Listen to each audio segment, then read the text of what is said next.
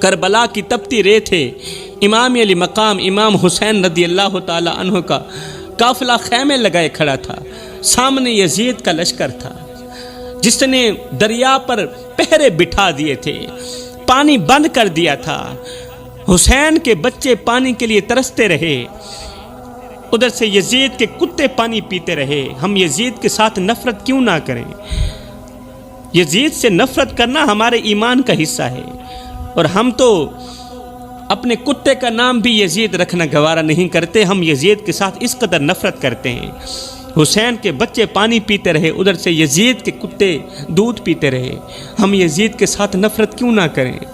حسین کے بچوں کے ہونٹ سوکھ گئے، زبانیں جلنے لگیں، خیموں میں سسکیاں گونجتی رہی، مگر ارد گرد کے کلمہ پڑھنے والے لوگ پانی کی مشکی سے بھر بھر کر یزید کو پیش کرتے رہے۔ نواسہ رسول کے بچے پیاس سے مرتے رہے، ان کو ذرا بھی شرم نہ آئی، ذرا بھی رحم نہ آیا، حضور کے نواسے پیاسے رہے۔ یہی وہ لوگ تھے جو کہتے تھے ہم کچھ بھی نہیں کر سکتے، ہم مجبور ہیں، اگر ہم نے یزید کا ساتھ نہ دیا تو حالات بہت زیادہ خراب ہو جائیں گے۔ حسین خیمے سے نکل کر آواز دیتے رہے، امام علی مقام امام حسین خیمے سے باہر نکلے، ارد گرد کلمہ پڑھنے والی ہی مخلوق کھڑی ہے۔ حسین خیمے سے نکل کر آواز دیتے رہے کہ آؤ حق کے لیے کھڑے ہو جاؤ، میرے بھائیوں اب وقت ہے حق کا ساتھ دینے کا، دھوکے باز مت بنو، آؤ حق کے لیے کھڑے ہو جاؤ، حق کے ساتھ کھڑے ہو جاؤ۔ مگر جواب میں تیروں کی بارش ہوتی تھی، یہ یزید کی طرف سے ہی تیر مارے جاتے تھے۔ حسین نے اپنے بھائیوں، بیٹوں اور ساتھیوں کے لاشوں کو خود اٹھائے، ہر طرف خون بکھرا ہوا تھا، زمین تپ رہی تھی اور آسمان گواہ تھا کہ حق کا علم تھامنے والا تنہا ہی رہ گیا۔ آسمان بھی دیکھ کر روتا رہا، مگر زمین والوں کو شرم نہ آئی، کوئی مدد کو نہ آیا، سب نے دیکھا مگر خاموش رہے۔ ان کا خاموش رہنا ظالم کا ساتھ دینے کے برابر ہی تھا۔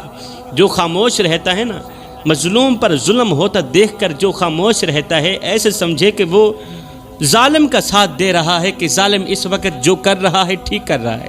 امام علی مقام امام حسین سجدے میں گرے، شمر آگے بڑھا، خنجر نکالا، حسین کی گردن پر خنجر چلایا، خون ریت پر بہا، زمین نے کراہ کر کہا آج حق قتل ہو گیا ہے، آج حق شہید ہو گیا۔ شمر نے ہنستے ہوئے کہا میں نے حسین کو مار دیا ہے۔ عمر بن سعد نے جب دیکھا تو آواز دی لشکر والو مبارک ہو، یزید کو جاؤ پیغام دو کہ ہم جیت گئے، حسین ہار گیا۔ خولی نے حسین کا سر نیزے پر بلند کیا، لشکر کے سپاہیوں نے تالیاں بجائی، ہر ملا نے ہنسی میں کہا اب یہ سر یزید کے دربار میں ہی جائے گا، یزید جو حکم کرے گا وہی ہوگا۔ پھر کیا ہوا؟ یزید کے حکم پر گھوڑے دوڑائے گئے، حسین کے لاشے پر یزید کے حکم پر گھوڑے دوڑائے گئے، حسین کے سینے پر گھوڑے دوڑائے گئے، ہڈیاں پٹک گئیں، پسلیاں ٹوٹ گئیں، لاشا ریت میں پستا رہا، خون کی خوشبو صحرا میں بکھر گئی۔ عمر بن سعد کے حکم پر ڈھول بجائے گئے، ڈھول اس طرح کے جشن منائے گئے، ظالم ہنستے رہے، شرابیں چلتی رہیں، شمر نے کہہ لگایا۔ یزید کے دربار میں خبر پہنچی کہ حسین کا سر تن سے جدا ہو گیا ہے۔ یزید نے تخت پر بیٹھ کر شراب جام اٹھایا، مسکرا کر کہا یہ تھا میرا دشمن، حسین تھا میرا دشمن، اور میرا شروع سے ٹارگٹ ہی حسین تھا، یہ تھا میرا دشمن، آج حسین کا نام مٹ گیا۔ مگر حسین کا کٹا ہوا سر نیزے پر آنکھیں کھول کر کہہ رہا تھا یہ کسی عام انسان کا سر تو نہیں تھا، یہ تو نواسہ رسول کا سر تھا۔ حسین کا سر نیزے پر آنکھیں کھول کر کہہ رہا تھا یزید تیرا اقتدار عارضی ہے، او یزید تیرا اقتدار عارضی ہے اور میرا پیغام ابدی ہے۔ اقبال نے کیا خوب کہا تھا، یزید مٹ گیا، یزید کا نام و نشان مٹ گیا، یزید کا تشخص مٹ گیا، یزید کا گھر کھنڈر میں بدل گیا۔ آج یزید کی قبر پر کوئی تھوکنا گوارا نہیں کرتا۔ یزید مٹ گیا، اس کا تشخص مٹ گیا، میرا حسین کل بھی زندہ تھا، میرا حسین آج بھی زندہ ہے، اور میرا حسین قیامت تک زندہ رہے گا۔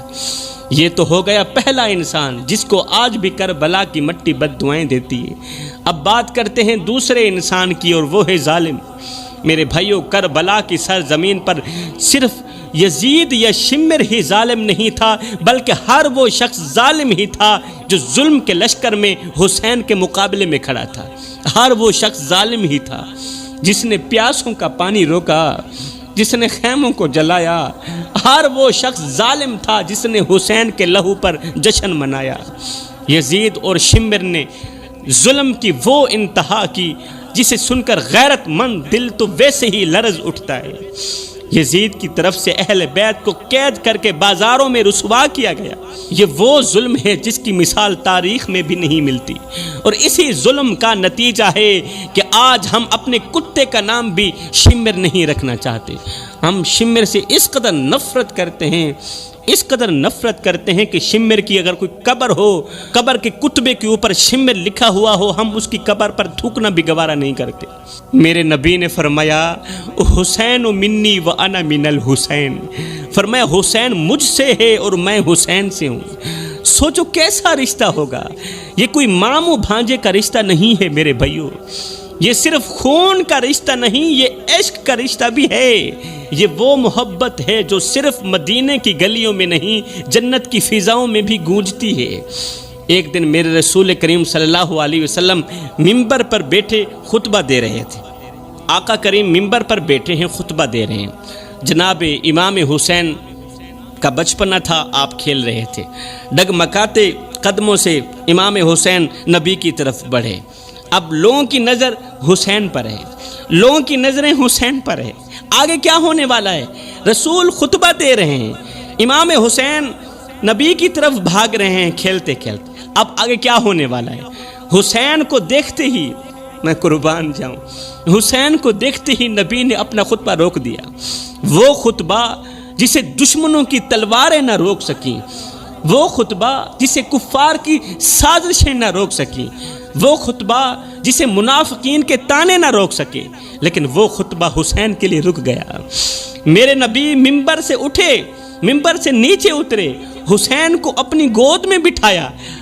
حسین کو اپنی گود میں بٹھایا، حسین کی پیشانی چوم کر کہا، اے میرے اللہ، میں حسین سے محبت کرتا ہوں، تو بھی میرے حسین سے محبت کر۔ میں حسین سے محبت کرتا ہوں، تو بھی میرے حسین سے محبت کرنا۔ یہ رسول اللہ نے دعا کی ہے، اس لیے تو فرمایا حسین منی و انا من حسین، فرمایا حسین مجھ سے ہے اور میں حسین سے ہوں۔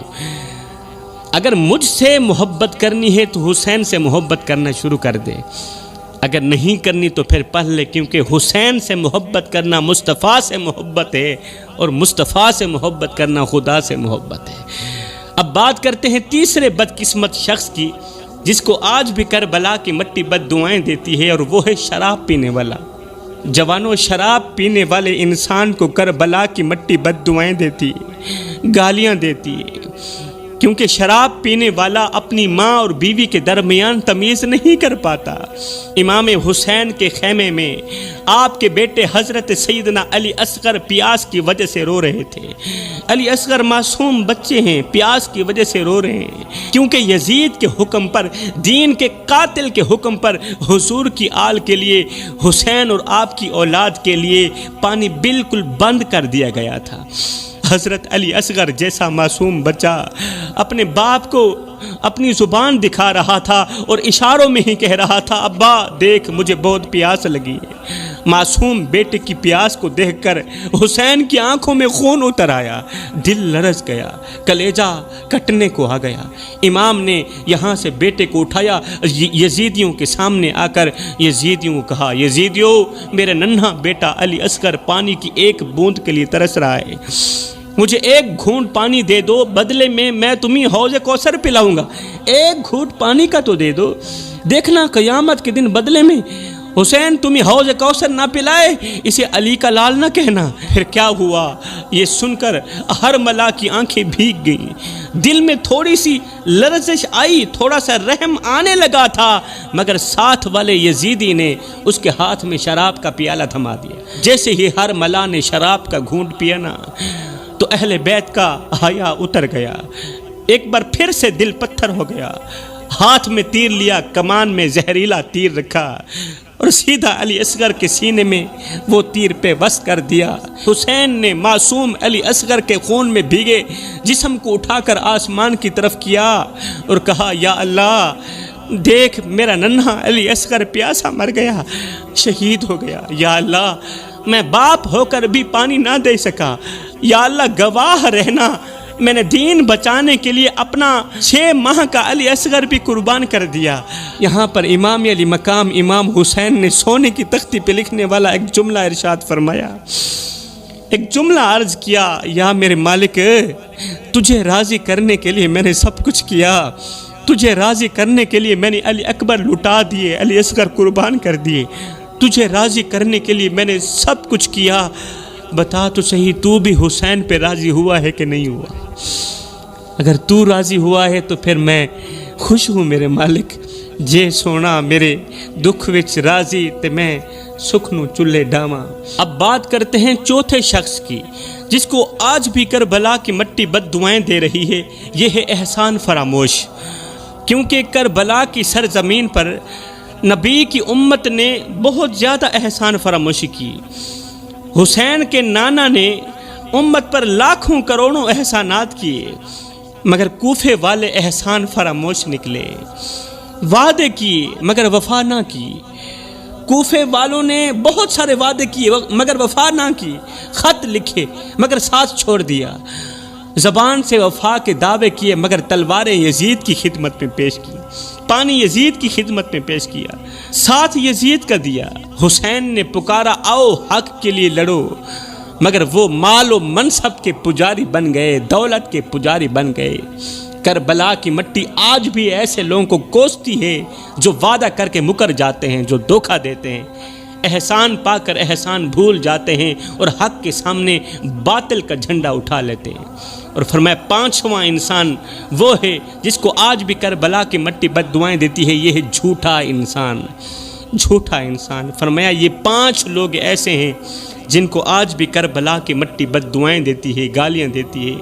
حضرت سیدنا امام حسین رضی اللہ تعالی عنہ کا ایک ہی جملہ ہم سب کی غیرت جگانے کے لیے کافی ہے، ہم سب کا سویا ہوا ضمیر جگانے کے لیے کافی ہے۔ کربلا کی سرزمین پر حضرت سیدنا امام علی مقام امام حسین نے فرمایا تھا، اے یزید تیری حکومت پر لعنت ہو، افسوس ہو، لعنت ہو تیری حکومت پر، میں تجھ جیسے پلید کے ہاتھ میں بیعت کر کے اپنے نبی کی امت کو رسوا نہیں کرنا چاہتا۔ یہ ایک ایسا جملہ ہے جو ہم سب کی غیرت جگانے کے لیے کافی ہے، یہ ایک ایسا جملہ ہے جو ہم سب کا سویا ہوا ضمیر جگانے کے لیے کافی ہے۔ وہ جملہ کبھی نہ بھولنا کہ میں تجھ جیسے پلید کے ہاتھ میں بیعت کر کے، تجھ جیسے پلید کے ہاتھ میں ہاتھ دے کے اپنے نانا نبی کی امت کو رسوا نہیں کرنا چاہتا، شرم سے ان کا سر جھکانا نہیں چاہتا۔ اللہ اکبر، میں تیرے ہاتھ میں ہاتھ نہیں دوں گا۔ یہ دونوں ہاتھ دیکھے ہیں، ان دونوں ہاتھوں کو نبی نے چوما ہے، فاطمہ نے چوما ہے، سیدنا علی نے چوما ہے۔ یہ ہاتھ کٹ تو سکتے ہیں مگر یزید کے ہاتھ میں ہاتھ نہیں دے سکتے۔ امام حسین نے مدینہ چھوڑا، صرف مدینہ نہیں چھوڑا، امام حسین کو صرف مدینہ نہیں چھڑوایا گیا، نانا بھی چھڑوایا گیا۔ آپ نے نانا کو بھی چھوڑ دیا، آپ نے اپنی ماں سیدہ فاطمہ الزہرا کو بھی چھوڑا۔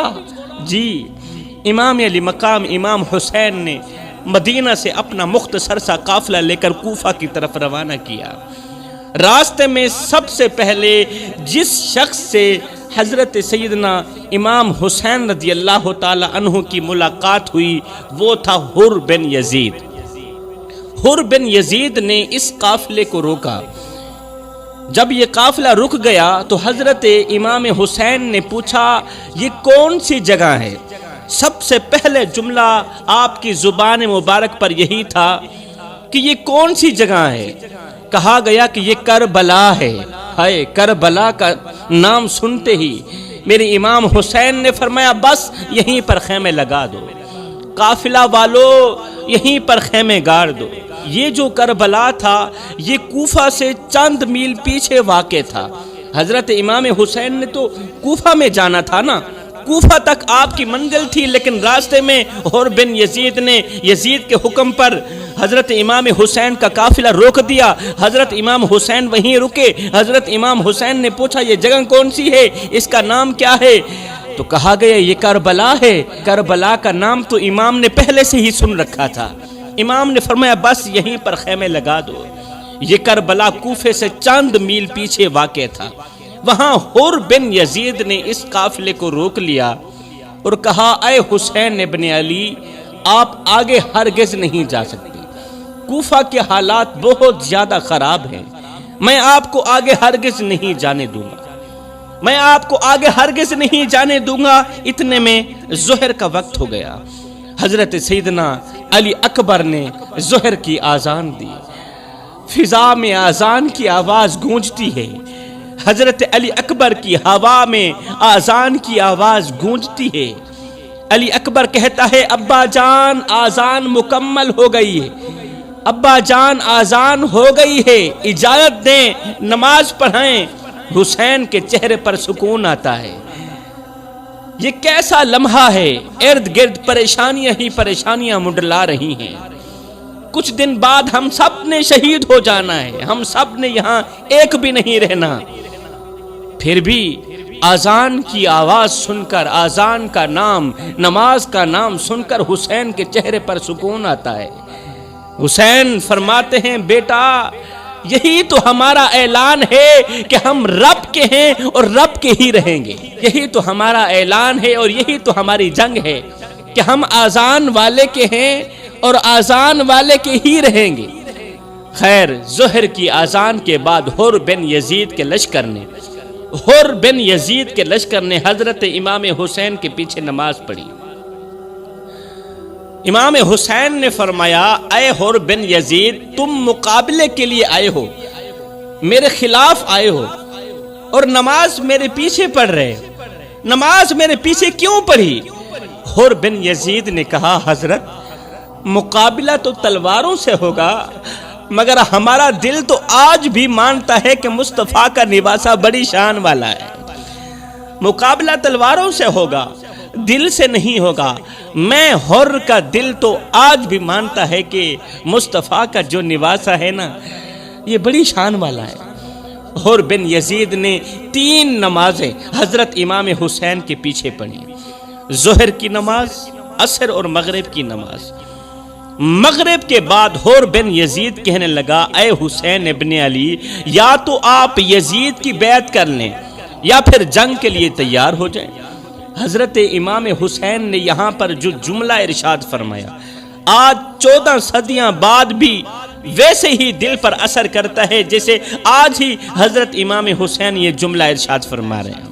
جب حر بن یزید نے کہا نا یا تو یزید کی بیعت کر لیں یا پھر جنگ کر لیں، تو حضرت امام حسین نے فرمایا مجھ جیسا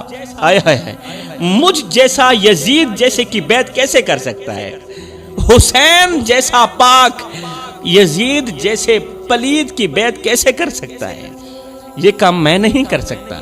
یہ ہاتھ کٹ تو سکتے ہیں، یزید کے ہاتھ میں ہاتھ نہیں جا سکتے۔ یہ ہاتھ کٹ تو سکتے ہیں، یزید کی بیعت نہیں کر سکتے، اور یہ جو سر ہے یہ کٹ تو سکتا ہے مگر رب کے سوا یزید کے آگے جھک نہیں سکتا۔ اب حر بن یزید نے عبید اللہ بن زیاد کو خط لکھا۔ جب حر بن یزید نے حضرت امام حسین کا جواب سنا نا تو حر بن یزید نے عبید اللہ بن زیاد کو خط لکھا۔ کربلا کی سرزمین پر کھڑے کھڑے اس نے خط لکھا اور کہا امام حسین نہیں مان رہے کہ وہ یزید کی بیعت کریں گے، بتاؤ اب کیا کرنا ہے؟ عبید اللہ بن زیاد نے جو جواب دیا، جواب یہ تھا کہ اے حر بن یزید تو نے کرنا کچھ نہیں، بس اس طرح کرو کہ ان کا پانی بند کر دو۔ جب پانی بند ہو جائے گا، کھانا پینا نہیں ملے گا، چھوٹے چھوٹے بچے جب روئیں گے تو حسین خود ہی مان جائے گا۔ قصہ مختصر میری قوم کے نوجوانوں، امام حسین یکم محرم کو کربلا میں اترے تھے، 7 محرم کو یزید کی طرف سے پانی بند کر دیا گیا۔ یزید کے جانور پانی پیتے رہے لیکن مصطفیٰ کے گھرانے کو پانی کی ایک بوند تک نہ ملی۔ مصطفیٰ کی اولاد پانی کے لیے ترستی رہی۔ ادھر سے یزید کے جانور، یزید کے کتے پانی پیتے رہے، حسین کے بچے مصطفیٰ کے نواس سے پانی کے لیے ترستے رہے۔ 3 دن مسلسل پانی بند رہا۔ عبید اللہ بن زیاد نے خط لکھا، اگر یہ لوگ نہیں مانتے، اگر یہ لوگ یزید کی بیعت نہیں کرنا چاہتے، اگر حسین یزید کے آگے نہیں جھکنا چاہتا تو آج کی رات ان کی آخری رات ہے، یا جنگ کریں گے یا حسین کو ہر حال میں یزید کی بیعت کرنا ہوگی۔ امام حسین نے فرمایا، او دین کے دشمن، یہ حسین کوئی ڈرپوک نہیں ہے، حسین کی بات آج بھی وہی ہے جو پہلے دن تھی کہ میں مر تو سکتا ہوں، میں قتل ہو سکتا ہوں، شہید ہو سکتا ہوں، مگر یزید کے ہاتھ میں ہاتھ نہیں دے سکتا، اس دلے بغیرت اور شرابی کے ہاتھ میں ہاتھ نہیں دے سکتا۔ فرمایا مجھے یزید کے اندر کوئی ایسی خوبی بتا دو، کوئی ایسا کمال بتا دو جس خوبی کی بنا پر میں اس کی بیعت کر لوں۔ اس کے اندر تو خامیاں ہی خامیاں ہیں، وہ تو سر سے لے کر پیروں تک گندا انسان ہے، مجھے مجبور کر رہے ہو کہ نبی کا نواسہ ایک گندے انسان کے ہاتھ میں ہاتھ ملا کر اس کی بیعت کر لے۔ یزید کے گندے ہاتھ میں ہاتھ ملا کر جینے سے کہیں زیادہ بہتر ہے کہ میں اللہ کے پاس ہی چلا جاؤں۔ امام حسین نے فرمایا مجھے 1 رات کی مہلت دو، 1 رات میں اپنے جیتے جی اپنے رب کی عبادت کر لوں، میں اپنے جیتے جی اپنے رب کی عبادت کر لوں اور اپنے رب سے میٹھی میٹھی باتیں کر لوں۔ جنگ کے بعد جو ہونا ہے وہ بھی مجھے پتا ہے، کس کس نے شہید ہونا ہے وہ بھی مجھے پتا ہے۔ اس کے بعد امام حسین ساری رات عبادت میں مصروف رہے۔ انہوں نے 1 رات دے دی، ٹھیک ہے 1 رات جو کرنا ہے کر لو، وہ بھی اس سوچ کی بنیاد پر یزید نے 1 رات دی تھی، ہو سکتا ہے حسین ہماری طرف آ جائے، لیکن وہ تو نواسہ رسول تھا، اس کی رگوں میں مصطفیٰ کا خون تھا، فاطمہ کا خون تھا، علی کا خون تھا۔ حسین خیمے کے باہر آسمان کی طرف دیکھ کر کہتے رہے، اے رب آج آخری رات ہے، کل تیرا دین میری لاش مانگے گا۔ حسین نے آسمان کی طرف دیکھا اور عرض کی، میرے مالک آج میری زندگی کی آخری رات ہے، کل تیرا دین میری لاش مانگے گا، مگر میں حسین ہوں، 1 کی جگہ 71 قربان کر کے تیرا دین ضرور بچاؤں گا، تیرے دین کا علم گرنے نہیں دوں گا، تیرے دین کا پرچم گرنے نہیں دوں گا، میں حسین ہوں، تیرا دین صرف میری قربانی مانگ رہا ہے، تیرا دین صرف میری لاش مانگ رہا ہے، کیونکہ یزید کا ٹارگٹ صرف میں ہی ہوں، مگر میں حسین ہوں، یزید مجھے نہیں جانتا، 1 کی جگہ 71 قربان نہ کروں میں نواسہ رسول بھی نہیں، میں 1 کی جگہ 71 قربان کر کے تیرا دین بچاؤں گا۔ جب صبح کا وقت ہوا، حر بن یزید عمر بن سعد اور شمر کو کہنے لگا، اوے کیا تم واقعی نواسہ رسول کے ساتھ جنگ کرنے کے لیے تیار ہو؟ تم لوگوں نے ویسے ڈرامہ رچا رکھا ہے یا واقعی نواسہ رسول کے ساتھ جنگ کرنے کے لیے تیار ہو؟ یہ حر نے عمر بن سعد کو اور شمر کو کہا، انہوں نے کہا ہاں ہاں ہم بالکل تیار ہیں، ہم جنگ کے لیے بالکل تیار ہیں۔ حر نے کہا، او نادانو تمہیں پتہ نہیں ہے، تمہیں پتہ نہیں ہے کون ہے؟ کیا تم نے قرآن نہیں پڑھا؟ اگر قرآن پڑھا ہے تو یہ آیت نہیں پڑھی، قُلْ لَا أَسْأَلُكُمْ عَلَيْهِ أَجْرًا إِلَّا الْمَوَدَّةَ فِي الْقُرْبَى۔ کیا تم نے نبی کا فرمان نہیں سنا کہ حسین منی وَأَنَا مِنَ الْحُسَيْن، حسین مجھ سے ہے اور میں حسین سے ہوں۔ اے حسین کو قتل کرنا تو مصطفیٰ کو قتل کرنا ہے، حسین سے دشمنی تو اصل میں مصطفیٰ سے دشمنی ہے۔ عمر بن سعد نے کہا، چپ کر، ہمیں حکومت نظر آ رہی ہے، حسین نظر نہیں آ رہا، ہمیں حکومت نظر آ رہی ہے۔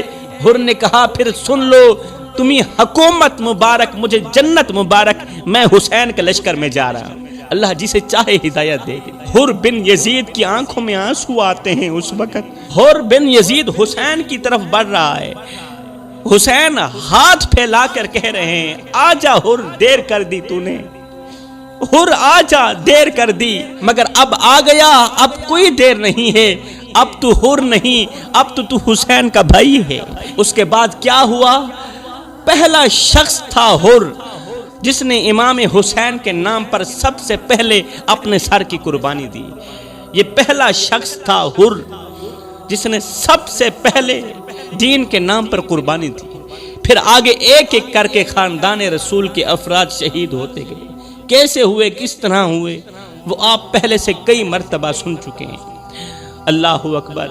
اقبال کہتا ہے یزید مٹ گیا، یزید کا نام و نشان مٹ گیا، یزید کا تشخص مٹ گیا، میرا حسین کل بھی زندہ تھا، میرا حسین آج بھی زندہ ہے، اور میرا حسین قیامت تک زندہ رہے گا۔ جب حضرت زینب اور زین العابدین کا لوٹا ہوا قافلہ دمشق کے بازار میں پہنچا تو دمشق کے بازاروں اور گھروں کی چھتوں پر لوگ جمع ہو گئے۔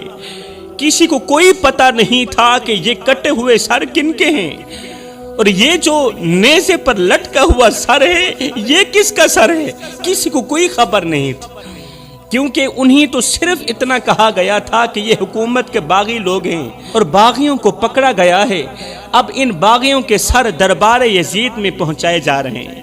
کسی کو کوئی پہچان نہیں تھی کہ یہ کس کا قافلہ ہے۔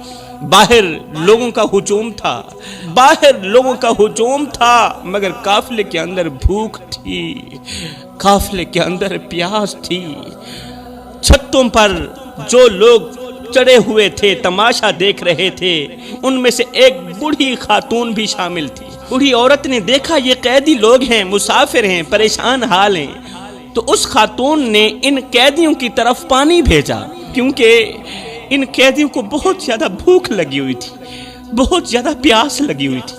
اس نیک خاتون نے ان قیدیوں کی طرف پانی بھیجا، کھانے کی کچھ چیزیں بھیجی، کچھ کپڑے بھیجے اور ضرورت کا ساز و سامان بھیجا۔ جب یہ سامان حضرت سیدنا زینب کے پاس پہنچا نا تو حضرت زینب نے اس خاتون کو بلوایا۔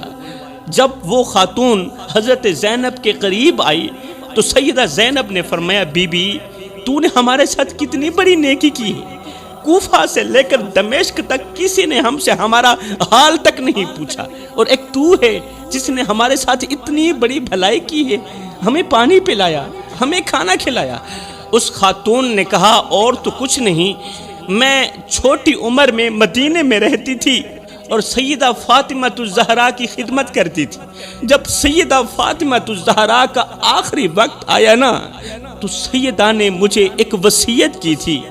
وہ وصیت یہ تھی، فرمایا تھا بیٹی جب کبھی قیدی نظر آئیں تو ان سے اچھا سلوک کرنا، بیٹی تیری زندگی میں جب کوئی تجھے قیدی نظر آئے نا تو ان سے اچھا سلوک کرنا، ان قیدیوں کو پانی پلانا، ان قیدیوں کو کھانا کھلانا۔ اس کے بعد خاتون کہنے لگی اے میری قیدی بہن، میں نے تو سیدہ فاطمہ الزہرا کی وصیت پر عمل کیا ہے، میں نے جب دیکھا کہ یہ قیدی ہیں اور مجھے سیدہ فاطمہ الزہرا کی وصیت یاد آ گئی، میں نے تو بس وہ وصیت پوری کی ہے۔ زندگی میں پہلی بار مجھے موقع ملا، مجھے قیدی نظر آئے تو میں نے کہا انہیں کھانا کھلا دوں، پانی پلا دوں، ہو سکتا ہے مخدومہ کائنات مجھ پر راضی ہو جائے۔ سیدہ زینب نے جب اس خاتون کی یہ باتیں سنی تو فرمایا اے خاتون اللہ تیرا بھلا کرے، اللہ تجھے اس کا اجر دے۔ اے خاتون تو نے ہمارے ساتھ اتنی بڑی نیکی کی ہے، بتا ہم تیرے لیے کیا کریں؟ ہم اس وقت قید میں ہیں، مسافر ہیں، مظلوم ہیں، اور تو کچھ نہیں کر سکتے، دعا تو دے سکتے، بتاؤ تمہارے حق میں کون سی دعا کی جائے، تمہاری کوئی خواہش ہو تو بتا دو، تم نے ہمارے ساتھ اتنی بڑی بھلائی کی ہے، ہم پیاسوں کو پانی پلایا ہے۔ اس خاتون نے کہا اے میری قیدی بہن، میری ایک ہی آرزو ہے، بس دعا کرو وہ آرزو پوری ہو جائے۔ سیدہ زینب نے پوچھا بتاؤ کون سی آرزو ہے آپ کی؟ اس خاتون نے کہا کہ جب میں حضرت سیدہ فاطمہ الزہرا کے گھر سے ہمیشہ کے لیے نکلی تھی، اس وقت میری مالکن حضرت سیدہ فاطمہ الزہرا کے چھوٹے چھوٹے شہزادے تھے، حسین اور بی بی زینب، یہ بہت ہی معصوم تھے۔ ایک حسین تھا اور دوسری بی بی زینب کے نام سے معصوم بچی تھی۔ زمانہ گزر گیا، میری تب سے خواہش ہے کہ کبھی زندگی میں حسین اور زینب کی زیارت کر سکوں۔ اے میری قیدی بہن، دعا کرو اللہ میری یہ خواہش پوری کر دے اور مجھے حسین اور زینب کی زیارت نصیب ہو جائے، مجھے حسین اور زینب کی زیارت نصیب ہو جائے۔